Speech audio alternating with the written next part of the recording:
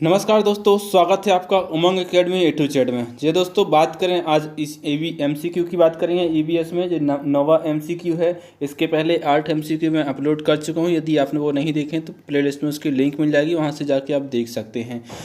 दोस्तों, आपसे रिक्वेस्ट है, यदि चैनल को सब्सक्राइब नहीं किया तो सब्सक्राइब कर लें, साथ ही साथ उसका बेल आइकन प्रेस कर लें ताकि जैसे वीडियो डलेगा उसका नोटिफिकेशन आपको मिल जाएगा। सब्जेक्ट वाइज हर एक सब्जेक्ट के, चाहे आपका मैथ हो, चाहे आपका ईवीएस हो, चाहे आपका बाल विकास हो, हिंदी हो, चाहे संस्कृत हो, हर एक विषय की प्लेलिस्ट आपको डिस्क्रिप्शन बॉक्स से मिल जाएगी। तो वहाँ से आप जा करके देख सकते हैं। अकॉर्डिंग टू एमपी टेट का सिलेबस के अकॉर्डिंग ही पूरा करवाया है मैंने, तो वहाँ से जा करके आप देख सकते हैं।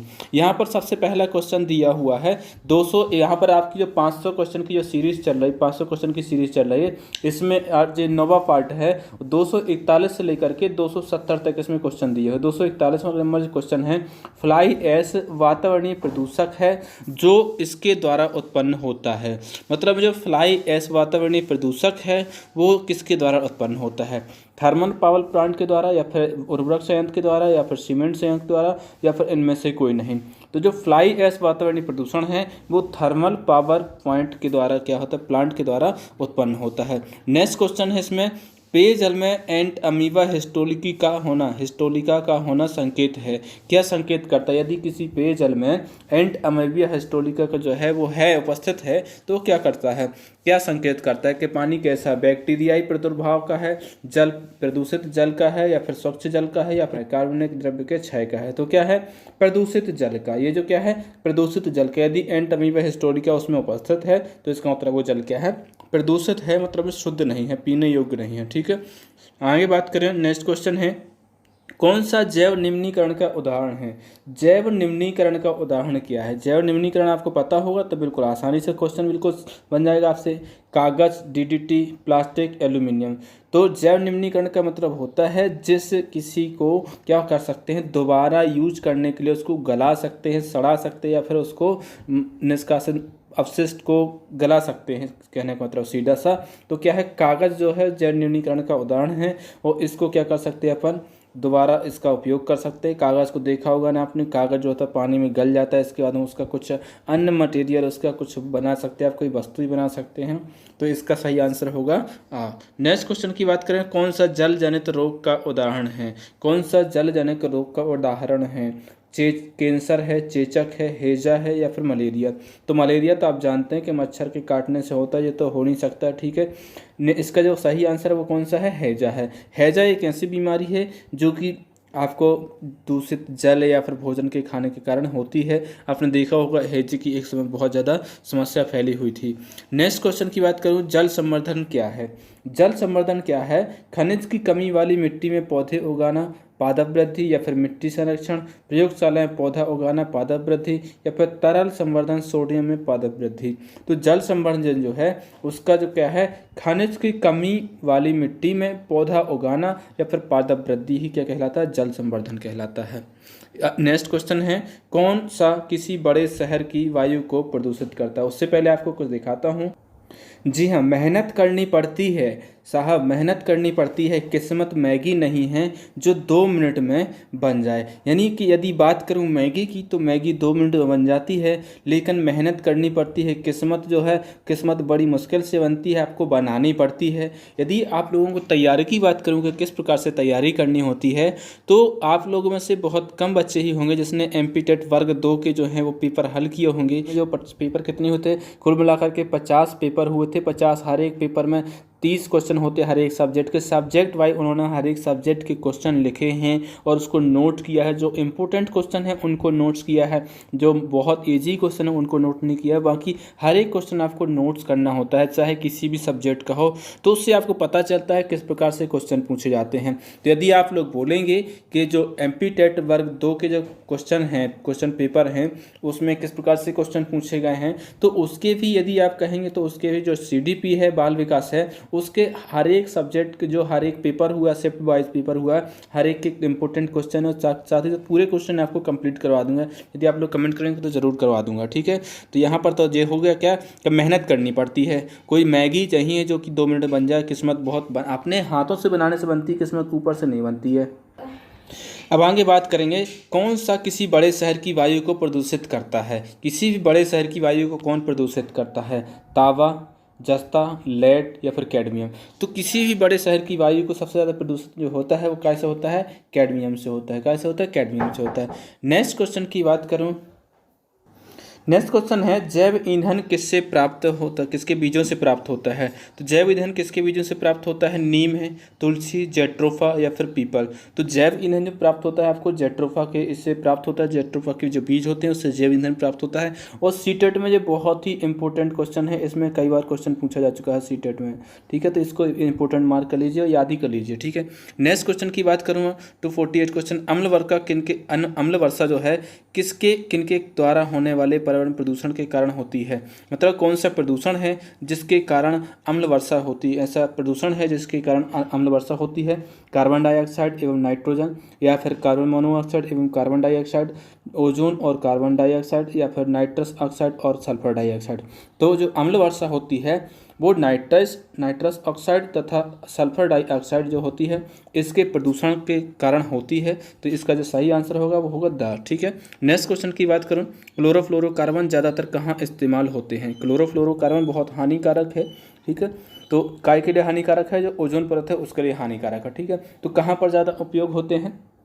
सौर हीटर में, माइक्रो ओवनों में, या फिर धुलाई मशीनों में, या फिर रेफ्रिजरेटर में। तो जो क्लोरोफ्लोरोकार्बन है वो ज़्यादातर इस्तेमाल होता है रेफ्रिजरेटरों में होता है इस्तेमाल, इसका सबसे ज़्यादा किया जाता है।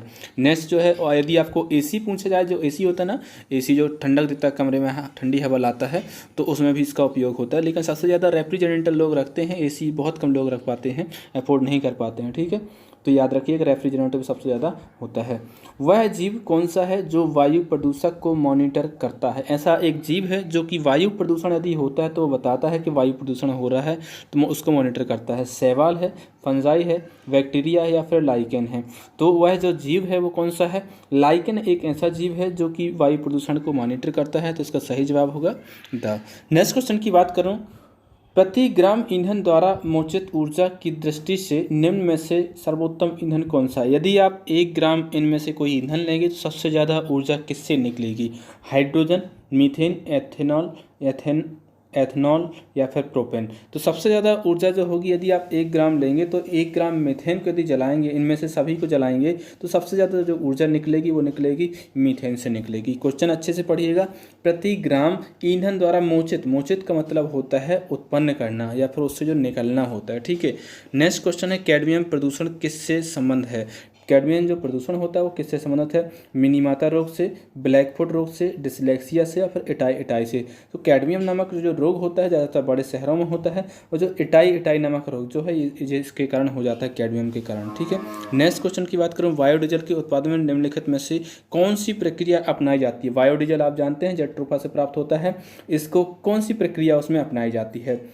ट्रांसएमिनेशन, अनुलेखन, या फिर ट्रांस एस्टरिफिकेशन, या फिर आसवन। तो आसवन जो होती है वो जल को शुद्ध करने की विधि है एक, ठीक है। अनुलेखन जो आप जानते हैं कि लिखने की एक विधि है, तो दूसरा और चौथा तो आपका हो नहीं सकता, पहला और तीसरा आपका आंसर होगा। पहले में देखो पहले और ट्रांस एनिमेशन आप जनरली देखते हैं कि बोलते हैं ना पिक्चर में एनिमेशन लगा दो, पिक्चर ब्लर करने लगे, बहुत सारे एनिमेशन आते, तो ये पहला भी यहाँ पर नहीं, एनिमेशन नहीं है। क्या है? ट्रांस एस्टरिफिकेशन जो होती है एक प्रक्रिया होती है जो कि जेट्रोफा के पौधे के जो बीज होते हैं उनसे प्राप्त करने के लिए, क्या बायोडीजल प्राप्त करने के लिए इसको किया जाता है। ट्रांस एस्टरिफिकेशन इस प्रक्रिया को किया जाता है। नेक्स्ट क्वेश्चन की बात करूँ, जैव निम्नीकरण अपशिष्ट को किसकी सहायता से उपयोगी पदार्थ में रूपांतरित किया जा सकता है? मतलब जो भी जैव अपशिष्ट होते हैं उनको किसकी सहायता से रूपांतरित किया जा सकता है? जीवाणु की सहायता, न्यूक्लियर प्रोटीन की सहायता से, फिर रेडियो सक्रिय पदार्थ की सहायता से, या फिर कीटाणुओं द्वारा। तो जैव निम्नीकृत अपशिष्ट पदार्थ को जो है न्यूक्लियर प्रोटीन की सहायता से वो बदला जा सकता है, उसको उपयोगी पदार्थ के रूप में उपयोग किया जा सकता है। नेक्स्ट क्वेश्चन की बात करूँ, वह गैस जो रक्त में कार्बोक्सी हीमोग्लोबिन बनाती है जिससे दम घुटता है। बहुत ही इंपॉर्टेंट क्वेश्चन है, ये ऐसा क्वेश्चन है चाहे आप एसएससी ले लो, चाहे आप एसएससी लो, पीएससी, यूपीएससी, हर एक एग्जाम में ये क्वेश्चन पूछा जा चुका है अभी तक। ठीक है। चाहे इसको 10 स्टार का ना बना लो इस क्वेश्चन के लिए, लेकिन आपको ये याद करना ही करना है, ठीक है। 5 स्टार तो मैं देता ही देता हूँ, लेकिन मैं कहूँ इसको 10 स्टार ही बना लो ना तो 10 भी कम पड़ जाएंगे। तो काय के कारण? कार्बन मोनोऑक्साइड के कारण, नाइट्रोजन के कारण, कार्बन डाइऑक्साइड के कारण, या फिर CFC के कारण। तो कार्बोक्सी हीमोग्लोबिन जो गैस होती है वो कार्बन मोनोऑक्साइड, कौन सी? Carbon monoxide.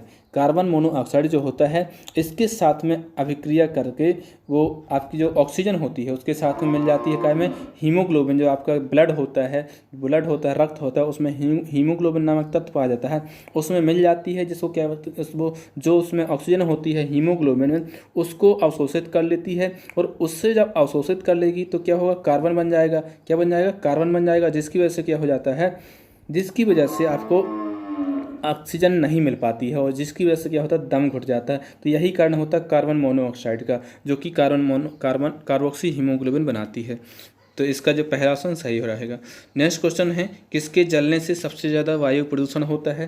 किसके जलने से सबसे ज़्यादा वायु प्रदूषण होता है? कोयला, CNG, LPG या फिर नाइट्रोजन। तो कोयला के जलने से सबसे ज़्यादा जो होता है वायु प्रदूषण होता है। इन बाकी की अपेक्षा CNG जो होता है नेचुरल गैस के रूप में इसको उपयोग किया जाता है।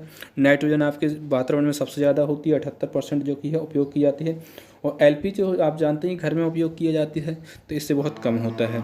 नेक्स्ट क्वेश्चन की बात करूं, जल में घुली निलंबित अशुद्धियों को अलग करने की प्रक्रिया जानी जाती है। तो जल में जो घुली निलंबित अशुद्धियों को अलग करने की प्रक्रिया कौन सी होती है? लोडिंग, अनलोडिंग, आसवन, लवणीकरण। देखो ये जो विधि है, आप कक्षा 6 की यदि साइंस देखेंगे, क्लास 6 की यदि साइंस देखेंगे, साइंस का यदि आप लोग कहेंगे तो साइंस के भी मैं लेके आऊँगा, प्रैक्टिस सेट लेके आऊँगा। जो साइंस बेसिक साइंस है NCERT की, वो भी आपको करवा दूंगा। तो जो इसमें कौन सी विधि होती है? निलंबित, जो भी मतलब जल में अशुद्धियाँ होती हैं उनको अलग करने के लिए आसवन विधि का प्रयोग किया जाता है। किसी प्रकार की अशुद्धि को अलग करने के लिए अलग अलग क्षेत्र में अलग अलग तरीका उपयोग किया है। जल को शुद्ध करना है, या फिर कुछ कंकड़ पत्थर मिल गए हैं तो उसको अलग करना है, जो भी अलग करना होता है अलग अलग विधियाँ होती हैं, लेकिन जल को शुद्ध करने के लिए आसवन विधि का प्रयोग किया जाता है। नेक्स्ट क्वेश्चन की बात करूँ, सर्विस स्टेशन पर मोटर कारों के प्रदूषण की जाँच में निम्न में से किसकी पहचान तथा उसकी मात्रा को मापा जाता है? जब भी आप सर्विस स्टेशन पर जाते हैं तो आपको मोटर बाइक हो गया, कार हो गया, इन सब की प्रदूषण की जांच होती है। तो उसमें किस चीज़ की जांच होती है? सीसा तथा कार्बन कण की, या फिर नाइट्रोजन तथा सल्फर ऑक्साइड की, कार्बन मोनोऑक्साइड की, या फिर उपयुक्त सभी की। तो देखो उपयुक्त सभी नहीं है इसका आंसर, ठीक है। क्या है? सीसा तथा कार्बन कण। सीसा और कार्बन कण जो होते हैं इसकी जांच की जाती है कि कितने % उसमें उपस्थित है, कितना ज़्यादा। बहुत अधिक होता है तो उसको फिर उसका जो प्रदूषण का जो लाइसेंस मिलता है, जो उसका सर्टिफिकेट मिलता है, वो नहीं दिया जाता है। नेक्स्ट क्वेश्चन की बात करूँ, किस कारण तालाब में तैरने से मनुष्य की त्वचा जल जाती है? बहुत अच्छा क्वेश्चन है, इस प्रकार से क्वेश्चन पूछे जाते हैं। अवरक्त किरण के कारण, क्लोरीन के कारण, ऊष्मा के कारण, या फिर इनमें से कोई नहीं। तो जो तालाब में कई लोगों की त्वचा जो होती है वो जल जाती है, उसकी वजह है उसमें क्लोरीन अधिक मात्रा में होता है, इसलिए क्या होता है कि त्वचा जल जाती है। थोड़ा सा लगेगा अजीब सा, क्योंकि क्लोरीन से तो पानी साफ होता है, लेकिन जब अधिक मात्रा में क्लोरीन होता है तो क्या करता है? मनुष्य की त्वचा को हानि पहुँचाता है, उससे जलन पैदा होती है, जल जाती त्वचा। नेक्स्ट क्वेश्चन, एक और क्वेश्चन इस प्रकार से पूछा जा चुका है इसके पहले। फ्लाई ऐश एक प्रदूषक दहन उत्पाद है जो प्राप्त होता है, मतलब जो फ्लाई ऐश है वो एक प्रदूषक दहन उत्पाद है, वो कहाँ से प्राप्त होता है? कोल से, चारकोल से, डीजल से, या फिर उपयोग सभी से। तो क्या है? ये कोयले, ये क्या है? पत्थर के कोयले से जलाने से फ्लाई ऐश नामक प्रदूषण होता है। नेक्स्ट क्वेश्चन की बात करूँ, मानव जनित पर्यावरणीय प्रदूषण कहलाते हैं। मानव जनित पर्यावरण प्रदूषण कहलाते हैं, क्या कहलाते हैं? परजैविक, प्रतिजैविक, ह्यूमेलियन, या फिर उपयुक्त सभी। तो जो मानव जनित प्रदूषण होते हैं वो आपके कहलाते हैं ह्यूमेलियन कहलाते हैं। कहीं पर ह्यूमेलियन आ जाता है, कहीं पर ह्यूमेलियन आ जाता है, ठीक है। तो सब मिलता जुलता रहेगा, आपको डाउट नहीं होना है, और बहुत ही क्लियर शब्द मिलेगा आपको। डाउट वाले में जे नहीं के दूसरा ऑप्शन भी इसी प्रकार से हो नहीं मिलेगा, ठीक है।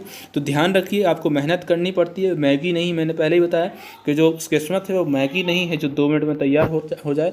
इसके लिए आपको मेहनत करनी पड़ती है, हर एक सब्जेक्ट वाइज स्ट्रेटजी बनानी पड़ती है, समय का टाइम टेबल बनाना होता है, ठीक है। नेक्स्ट क्वेश्चन की बात करूँ, निम्न में से कौन सा प्राथमिक प्रदूषक है? आपके प्रदूषक 2 प्रकार के होते हैं, एक तो प्राथमिक प्रदूषक होते हैं, ये एक द्वितीयक प्रदूषक होते हैं। तो कौन कौन से प्राथमिक है, कौन कौन से द्वितीयक है, ये बताइए जरा। तो प्राथमिक प्रदूषक कौन कौन सा है? इसमें से कौन सा है प्राथमिक? SO2, CO2, या फिर NO2, या फिर उपयुक्त सभी। तो जो प्राथमिक प्रदूषक है वो कौन सा है? ये सभी के सभी तीनों के तीनों जो हैं प्राथमिक प्रदूषक की श्रेणी में आते हैं। SO2, CO2 और नाइट्रोजन। SO2 का मतलब क्या है? Sulphur dioxide, carbon dioxide, nitrogen dioxide. तो ये क्या होते हैं? इनके तीनों के तीनों क्या है? प्राथमिक प्रदूषक की श्रेणी में आते हैं। और इसके अलावा जो प्रदूषक होते हैं वो सब सेकेंडरी प्रदूषक के उसमें आते हैं। तो इसका जो उत्तर होगा 10 सही हो जाएगा। नेक्स्ट क्वेश्चन की बात करूँ 63। तो 63 क्या है? कीटनाशियों के अत्यधिक इस्तेमाल से होगा। यदि आप सबसे अधिक कीटनाशक का उपयोग करेंगे, चाहे फसल में करें या फिर कहीं पर भी करें, तो उससे क्या होगा? वायु प्रदूषण होगा, ध्वनि प्रदूषण होगा, जल प्रदूषण होगा, या फिर इनमें से कोई नहीं होगा। तो इसका सही जो आंसर होगा वो पहला। ज़्यादातर कीटनाशक का प्रयोग करेंगे तो उसमें आपका जो वायु प्रदूषण है बहुत ज़्यादा प्रदूषण आप देखते होंगे। जब खेती किसानी में उपयोग किया था DDT वगैरह, या फिर बहुत सारे इसमें जो कीटों को मारने के लिए उपयोग किए जाते हैं कीटनाशक, तो उनका उपयोग किया जाता है जिससे वायु प्रदूषित होती है।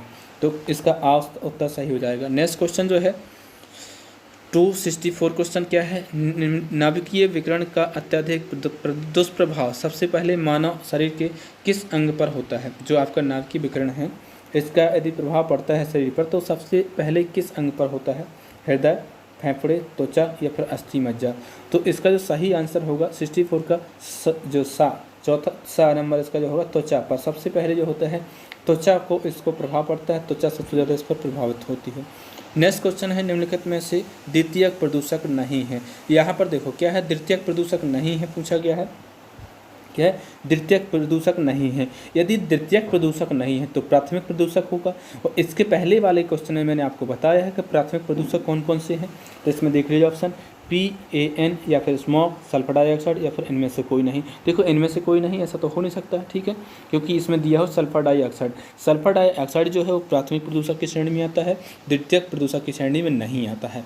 दोस्तों आपसे रिक्वेस्ट है, यदि आपने चैनल को सब्सक्राइब नहीं किया है तो सब्सक्राइब कर लें और साथ ही साथ में उसका जो बेल आइकन है उसको प्रेस कर लें, ताकि जैसे वीडियो डालेगी उसका नोटिफिकेशन आपको मिल जाएगा। और एक आपसे क्वेश्चन पूछा जाएगा इस प्रैक्टिस टेस्ट के लास्ट में, जो कि आपको उसका जवाब देना होगा। तो इसका सही जवाब क्या होगा?